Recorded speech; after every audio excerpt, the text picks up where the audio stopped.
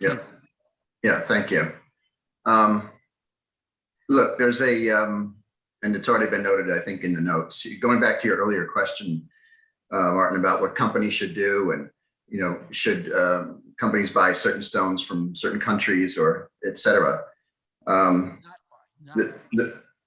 The fact is that it is up to the company to decide. In our industry, we have a conundrum.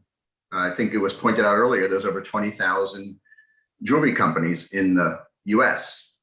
Last I knew, 12 were publicly traded. So we're held to different standards: government standards, filing standards, SEC filings, and investor standards. And that's where ESG comes in. And that's where the data comes in. And Joanne's done a great job talking about the importance of data.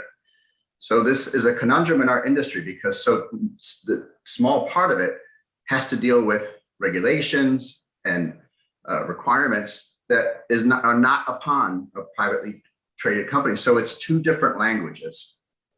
But there's one language that is universal, I've always believed, and it's how the RJC was founded, and that's the OECD. And that's what I think comes back to our whole conversation today. We're talking about diamonds all day long, and we're talking about this diamond or that gold. It's not the product didn't do anything. It's not about the product, it's about the companies and the people who work with or touch those diamonds or gold or precious metal or precious stone.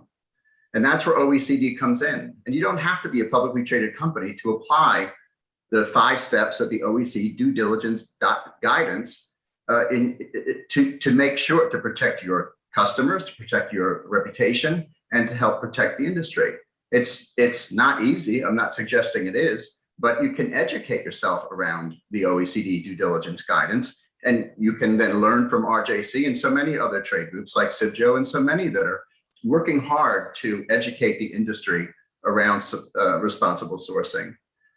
Now, I'll give you a few examples. In the US, Farai has been telling a story for years, and the US government reacted to that many years ago. And we have sanctions, OFAC sanctions, against buying diamonds from Zimbabwe. You can, to answer your earlier question, the Kimberley process does not exclude Zimbabwe diamonds, right? But the US government did because of those human rights atrocities. And companies can take steps. I'll share 2. Our suppliers know that we will not accept gemstones from Myanmar. Why? Because of the human rights atrocities that have been happening there for more than 10 years. Our suppliers know that we'll not accept lapis lazuli from Afghanistan. That's, again, for obvious reasons. And these are steps companies can take that's simply applying OECD due diligence guidance. It's risk-based, right? And it puts the responsibility where it belongs, which is on the people and the companies, not the product. So I appreciate the time to try to get that point across. Thank you. Can we establish such standards?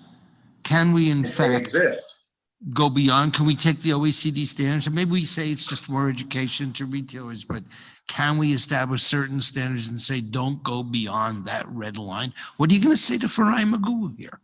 What should we say to Farai today? Should we say we're continuing to deal with this stuff? I'm sorry, you've got someone in the audience had their hand up. Yeah, just hang on a second. We'll get back to you, audience. But David, what should we do with these things? The guy's digging a hole in the boat, and he's saying, I'm digging a hole right here under my merengue seat, but it's a boat, and I'm allowed to dig a hole under my seat. Yeah. So what do we do? Maybe we do nothing. I don't mean to put pressure. People are doing something. But I think it's an issue that we owe something to Farai Maguwu and his people. Or should we just say, forget about it, they're out there in Africa. Not my problem. And I agree with US law, but is there anything we can do? Maybe nothing. No, I think you're asking the right questions, and it is a long journey. And you're dealing with some really fundamental societal questions. For example, we don't value something until it's gone. So for example, the Amazon rainforest has no value while there are trees there. You log it, then the land has value. So you're dealing with lots of really fundamental questions here about how we value things as a society. And you started off by saying it's been a long journey. It certainly has been a long journey, and we've made great progress. And are we there yet? No, we're not there. It's a continuous process. You know, one of the driving principles when we set up the RJC was, you know, we want to make a start because we knew it was going to take a long time. And we were really driven by the industry's license to operate. Because this isn't actually optional. If we don't do this, people will just go on holiday to Australia rather than buy diamonds or gold. So we need to really make sure the industry is educated. And the last point, which I've just been thinking, listening to everyone talking, is around simplicity. I think we complicate things ourselves with so many acronyms, with so many different standards, etc. We talked a lot about fair trade. If you go into a cup of coffee and you get a fair trade cup of coffee, do you ask also, does it have insecticide? Does it have pesticides? Has it been used pesticides? Have it been using fertilizers? How is it fair trade? What is the actual profit sharing motive on fair traded commodities? You don't actually ask that. The consumer wants something simple which you can understand so that I've done no harm. And that's where we've got to try and, we've got a lot of very, very complex issues, and we've got to try and take a step back and say, we've got to deal with them, but we've also got to have a simple message for the end consumer around that.